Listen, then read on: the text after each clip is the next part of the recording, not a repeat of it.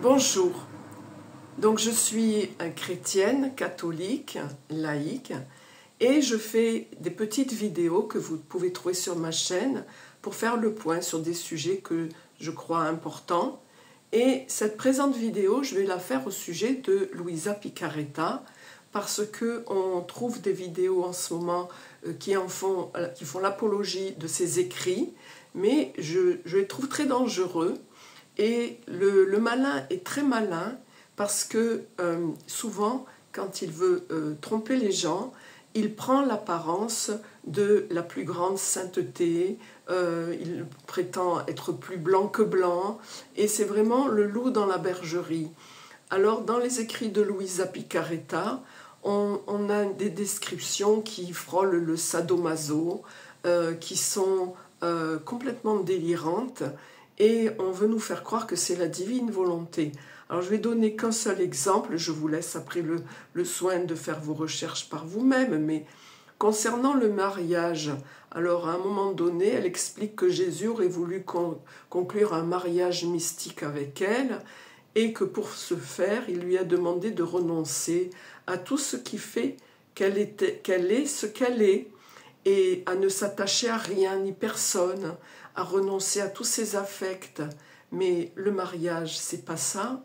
Le mariage, c'est pas l'anéantissement d'une personne dans l'autre, c'est au contraire l'alliance de toutes les ressemblances et aussi de toutes les différences pour s'extasier l'un l'autre, s'émerveiller, s'enrichir. Et donc là déjà, ça sent mauvais. Et ensuite, je m'inquiète aussi par rapport à de nombreuses apparitions prétendues mariales qui distillent des messages qui, au final, sèment le trouble et la discorde et font exploser l'Église de l'intérieur. Et franchement, si le malin avait voulu s'y prendre pour détruire l'Église, il n'aurait pas fait autrement.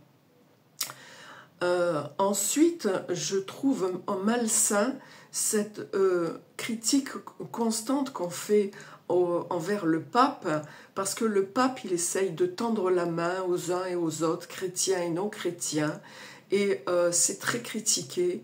Mais attendez, Dieu a créé le monde avec une merveilleuse diversité, et je pense qu'il se glorifie et qu'il se réjouit de cette diversité, et on trouve de merveilleuses personnes lumineuses dans tous les domaines artistiques, sportifs, chez les chrétiens et des non-chrétiens, et qui ajoutent quelque chose à l'humanité, et Dieu doit vraiment se glorifier là-dedans.